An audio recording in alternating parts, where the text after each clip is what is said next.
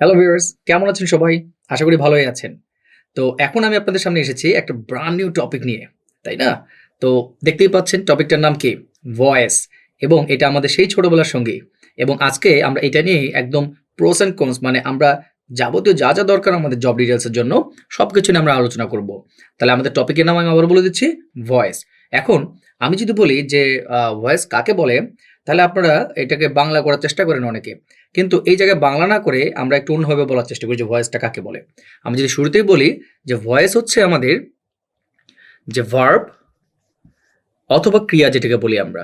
ঠিক আছে? ভার্ব অথবা ক্রিয়া। তাহলে আমি যদি এখন বলি ভয়েস হচ্ছে কোনো বাক্যে ভার্বের প্রকাশের ধরনকে বলা হয় ভয়েস। আমি আবারও বলছি কোনো বাক্যে ভার্বের প্রকাশের ধরনকে বলা হয় ভয়েস। তার মানে এই প্রকাশের ধরন দেখে আমরা বুঝতে পারবো যে কাজটি সে সাবজেক্ট যিনি আছেন তিনি কি নিজে করছেন নাকি কাজটি অন্য কারো দ্বারা সম্পাদিত হচ্ছেন। আমি আবার বলছি এই ভার্ব প্রকাশের ভঙ্গি দেখে আমরা বুঝতে পারবো যে কাজটি স্বয়ংক্রিয়ভাবে সম্পন্ন হচ্ছে নাকি এটা অন্য কারো দ্বারা সম্পন্ন হচ্ছে। তাহলে এই যে ভার্ব প্রকাশের ভঙ্গি এটাকেই বলা হয় কি ভয়েস। তাহলে এখন যদি আমি আপনাকে একটা কথা বলি যে এই যে দেখেন আমি একটা সেন্টেন্স দিচ্ছি আপনাদেরকে এখানে, যেমন বকুল রাইটস আ লেটার। তাহলে এখন দেখেন তো এখানে ভার্ব কোথায়? অবভিয়াসলি এখানে ভার্বটা হচ্ছে আমাদের এখানে রাইটস। তাহলে এখন দেখেন তো এই কাজটা সম্পূর্ণ করছে কি? বকুল নিজে করছে, সম্পন্ন করছে। তাই না? তার মানে বকুল নিজেই একটা চিঠি লিখছে। বাট এখন যদি আমি এই কথাটাকে সেম ভাবে আবার বলি যে a letter is written by বকুল। তাহলে সেম সেন্টেন্স আমি একটু অন্যভাবে লিখলাম। এখন বিষয়টা কি দাঁড়াচ্ছে যে বকুলের দ্বারা একটা চিঠি লেখা হয়েছে। তার মানে এই ভার্বটা এখন কি অন্য কিছু ইন্ডিকেট করছে। ইন্ডিকেট করছে কি যেখানে সাবজেক্ট এখানে কে হয়ে গেছে লেটার, এবং এই লেটারের কাজটা সে নিজে করতে পারছে না লেখার কাজটা, এবং এই কাজটা সম্পন্ন হচ্ছে বকুল নামের কোনো ব্যক্তির দ্বারা। তার মানে বিষয় কি দাঁড়াচ্ছে একটা হচ্ছে বকুল নিজে করছে আর হচ্ছে লেটারটা লেখা হচ্ছে বকুলের দ্বারা। তার মানে ভার্ব প্রকাশের ভঙ্গি কি হয়ে গেল? দুটাই আলাদা হয়ে গেল, তাই না? তাহলে এখন আমরা যদি একটা কথা বলি যে এই যে জিনিসটাকে আমরা পেলাম এটা হচ্ছে আমাদের অ্যাক্টিভ ভয়েস, এটা হলো আমাদের অ্যাক্টিভ ভয়েস, ঠিক আছে? আর এটা হচ্ছে আমাদের প্যাসিভ ভয়েস, এটা হচ্ছে আমাদের প্যাসিভ ভয়েস। তাহলে এখন যদি আমি আপনাদেরকে বলি যে এই অ্যাক্টিভ ভয়েস এবং প্যাসিভ ভয়েসের মধ্যে পার্থক্য কি? পার্থক্যটা হচ্ছে এখানেই যে অ্যাক্টিভ ভয়েসে সাবজেক্ট নিজেই কাজ করতে সক্ষম। আবার বলছি সাবজেক্ট নিজেই কাজ করতে সক্ষম। তার মানে এখানে আমরা একটা টিক চিহ্ন দিয়ে রাখলাম, ঠিক আছে? আর প্যাসিভ ভয়েসে সাবজেক্ট কাজ করতে সক্ষম না, সাবজেক্ট কাজ করতে সক্ষম না। তার মানে কাজটা অন্য কোনোভাবে বা অন্য কারো দ্বারা সম্পাদিত হবে, ঠিক আছে? সো এগুলো আমাদের একদম বেসিক ডিসকাশন। এখান থেকে আমরা আস্তে আস্তে আমাদের যে ডিটেলস আলোচনা সেখানে চলে যাব। তো আসেন এখানে আরো একটা কথা বলি। আমরা সাধারণত জানি ভয়েস হচ্ছে ৩ প্রকার। আমরা জানি ভয়েস হচ্ছে ৩ প্রকার। তো অনেকে বলবে ভয়েস তো ভাইয়া ২ প্রকার। ঠিক আছে?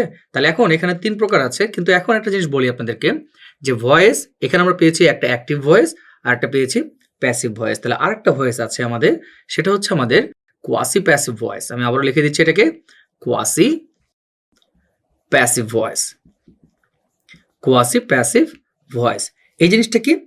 এটা একটু অন্যরকম। এটা বিষয়টা হচ্ছে যে এরা দেখতে অ্যাক্টিভের মতো, ঠিক আছে? কিন্তু এরা আসলে মূলত হচ্ছে এরা প্যাসিভ। বিষয়টা একটু মজার। এগুলো নিয়ে আমরা অনেক পরে একদম ডিটেইলসে কথা বলবো। তাহলে আমি আবারও বলছি এই কোয়াসি প্যাসিভ বলতে আমরা বুঝতেছি যে এরা দেখতে কার মতো? অ্যাক্টিভের মতো, বাট এরা মূলত কি? এরা হচ্ছে প্যাসিভ। তো আমরা এটাকে বলতে পারি ছদ্মবেশী। একভাবে বলতে পারি ছদ্মবেশী। তাই না? দেখতে একরকম বাট আচরণ করতেছে আরেক রকম। তার মানে এখন আমরা যদি বলি আপনাদেরকে যে আমরা ভয়েস কয় প্রকার পেয়েছি? এই যে number 1 active voice, number 2 passive voice, এখানে আসলাম আমরা নাম্বার 3 এটা হচ্ছে আমাদের কি কোয়াসি প্যাসিভ ভয়েস। তাহলে আমাদেরকে যদি কোশ্চেন করা হয় ভয়েস কত প্রকার, আমরা বলবো যে ভয়েস 3 প্রকার, active, passive and quasi passive, তিনটা। ওকে? তো এখন কিছু বেসিক রুলস আমরা একটু জেনে নিই। আমরা যেহেতু এই টপিকে আমরা আলোচনা করব যে ভয়েসের কিছু বেসিক রুলস এবং ভয়েসের টাইপ সম্পর্কে। তাহলে আমরা যেটা জানি, আমি যদি এখানে আপনাদের একটা কথা বলি, একটা সেন্টেন্সের বেসিক ফরম্যাটটা কি হয়? বেসিক ফরম্যাটটা হয় সাবজেক্ট, ভার্ব আর হচ্ছে আমাদের অবজেক্ট, ঠিক আছে? Object, subject, verb and object. তো এখন ভয়েস চেঞ্জ করার সময় যেটা প্রাইমারি যে আলোচনাটা আমরা করি সেখানে আমরা জানি যে সাবজেক্ট এবং অবজেক্ট এরা কি করে, জায়গা পরিবর্তন করে এরা এক্সচেঞ্জ হয়। দ্যাট মিনস যখন আমরা, এটা হচ্ছে আমাদের ফরম্যাটটা অ্যাক্টিভে, যখন আমরা অ্যাক্টিভে থাকবো তখন আমরা এই ফরম্যাটটা ইউজ করবো, সাবজেক্ট ভার্ব অ্যান্ড অবজেক্ট।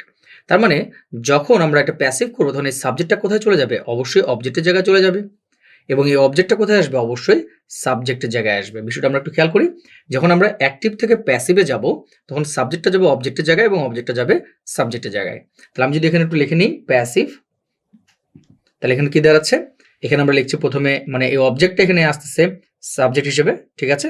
তাহলে আমি এমনি একটু লিখে রাখতেছি এখানে, তাহলে এটা হচ্ছে আমাদের অবজেক্ট, তারপর এখানে আসতেছে আমাদের কি সাবজেক্ট, মানে অবস্থানটা চেঞ্জ হওয়ার পরে সাবজেক্ট।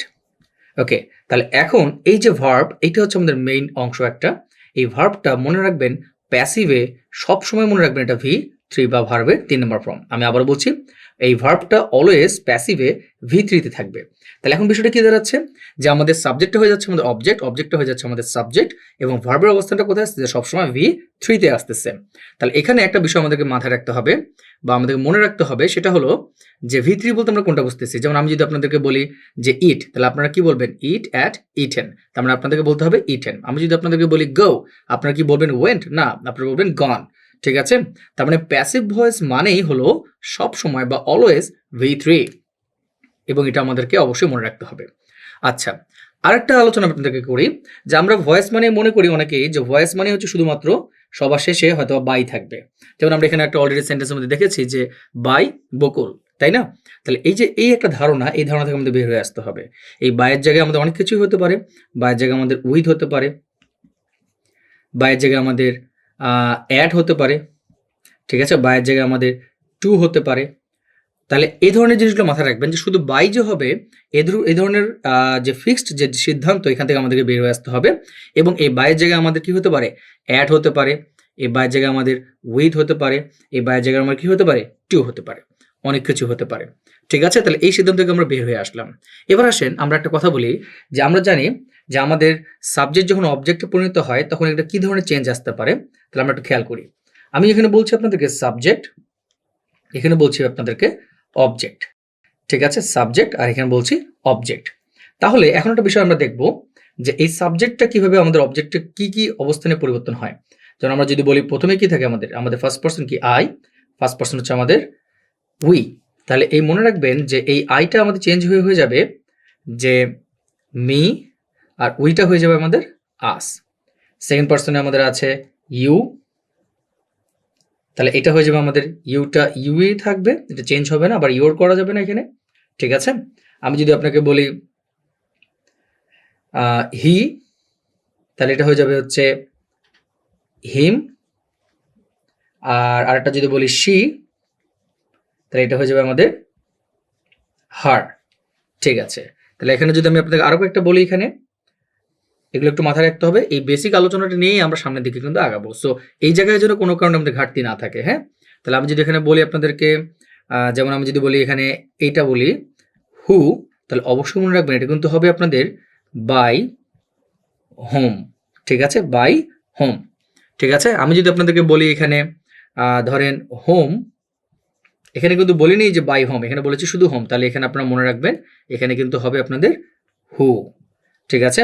আর যদি আপনাদের নাম থাকে যেমন রহিম বা বকুল, তাহলে এখানে রহিমটা রহিমই থেকে যাবে, এইটা আবার রহিমটা আবার করিম হয়ে যাবে না। তো এই জিনিসগুলো মাথায় রাখবেন।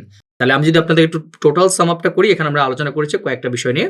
একটা বিষয় হচ্ছে ভয়েস কাকে বলে, নাম্বার 2 ভয়েসের টাইপ সম্পর্কে আলোচনা করেছি, নাম্বার 3 যেটা বলেছি সেটা হচ্ছে আমাদের সাবজেক্ট এবং অবজেক্টের অবস্থানটা কি হতে পারে।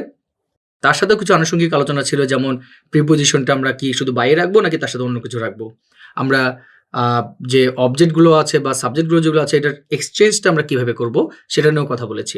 সো এক কথা যদি বলে দিই তাহলে আমাদের মাথায় রাখলাম আমরা যে ভয়েস হচ্ছে কোনো বাক্যে ক্রিয়া প্রকাশের ধরনকে বলা হয় ভয়েস, এবং ভয়েস কত প্রকার, 2 প্রকার না, কিন্তু ভয়েস হচ্ছে আমাদের 3 প্রকার, একটা হচ্ছে active, passive and quasi passive, ঠিক আছে। আবার স্ট্রাকচারগত দিক দিয়ে যদি আলোচনা করি তাহলে সাবজেক্টটা আমাদের সবসময় অবজেক্ট হয়ে যাবে অ্যাক্টিভ থেকে প্যাসিভ করার সময়, আর অবজেক্টটা কি হয়ে যাবে, সাবজেক্ট হয়ে যাবে। এবং ভার্বের যে অবস্থানটা আছে অ্যাক্টিভ থেকে প্যাসিভে, ভার্বটা অলওয়েজ কি হবে, V3 হয়ে যাবে। ঠিক আছে? তাহলে V3 যদি হয়ে যায়, এখানে কিছু সাবজেক্ট দিয়েছি আমি, কিছু অবজেক্ট দিয়েছি, এগুলো আপনাদেরকে একটু মাথায় বা মুখস্থ করে ফেলতে হবে।